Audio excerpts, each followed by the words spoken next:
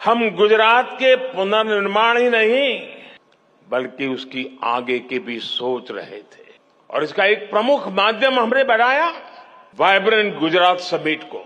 एक गुजरात का आत्मविश्वास बढ़ाने और उसके जरिए विश्व से आंख मिलाकर बात करने का ये माध्यम बन गया। सहरा से मुंबई तक आधुनिक अमृत भारत ट्रेन शुरू होने से हमारे श्रमिक परिवारों को बहुत सुविधा होगी। देखिए, मोदी जी अभी आए मधुबनी में। मोदी जी ने मधुबनी में कहा, हमारी बात तो मत कहिए, वीडियो जाकर देख लीजिएगा, कि सहरसा से बॉम्बे जाने के लिए एक नई आधुनिक वंदे भारत ट्रेन चलेगी जिससे बिहार के श्रमिक परिवार के बच्चों को जाने में सुविधा होगी। जरा इस बयान को सुनिए।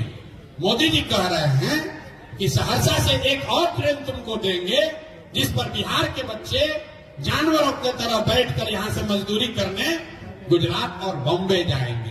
हेलो, मोदी जी ने जो कहा वो गलत नहीं है। गलत ये है कि पूरा बिहार का आदमी ताली बजा रहा है कि मोदी 4 और ट्रेन दिए हैं, देखो कितना विकास हो रहा है। पत्रकार लिख रहा है, मोदी को बिहार की सौगात 4 नया वंदे भारत मिला। हम आदमी हैं जो कह रहे हैं इसका विरोध करते हैं।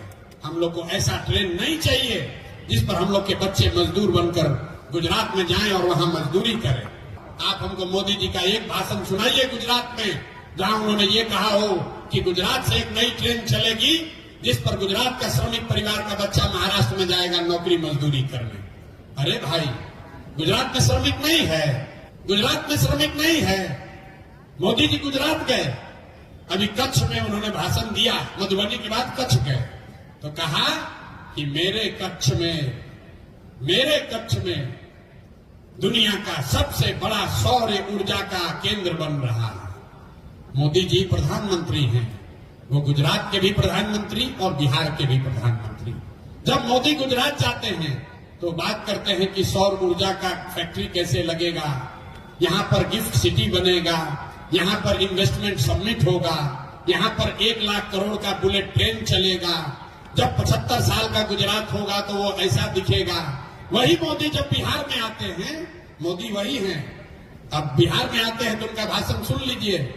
यहीं आए थे अभी विक्रमगंज पीरो में तो कहा कि 8 करोड़ बिहारियों को 4 किलो अनाज मिलता रहेगा, ये मोदी की गारंटी है। अब लोग खूब ताली बजा रहा है। अरे भाई, 80 करोड़ लोगों को, देखिए भूल मत कीजिएगा, ऐसा नहीं कि गुजरात में 4 किलो अनाज नहीं बट रहा है। अनाज 80 करोड़ लोगों को देश में मिल रहा है, लेकिन अनाज का हवाला देकर वोट मांगने की जरूरत नेता सिर्फ बिहार में करता है क्योंकि यहां हम लोग जात और भात से ऊपर सोचने के लिए तैयार नहीं है। ट्रेन का स्टॉपेज बढ़ जाए, कहता भैया तुम्हारा सांसद काम किया है, कहता भैया बहुत हमारा सांसद अच्छा है। आरा में 2 सुपरफास्ट के पहले स्टॉपेज ना रहे, हो गए। यही है आपका एक्सपेक्टेशन कि पहले भैया ट्रेन बक्सर में रुकत रहे, पटना से चल के संपूर्ण क्रांति, अब औरों में स्टॉपेज हो गई सांसद जी के कृपा से। तो आपको 2 मिनट का ट्रेन का स्टॉपेज मिल गया, इसी पर आप वोट बेच दिए, तो आपका सुधार कैसे होगा? नहीं हो सकता है मेरे भाई। अगर सुधार चाहिए तो आपको सजग होना पड़ेगा।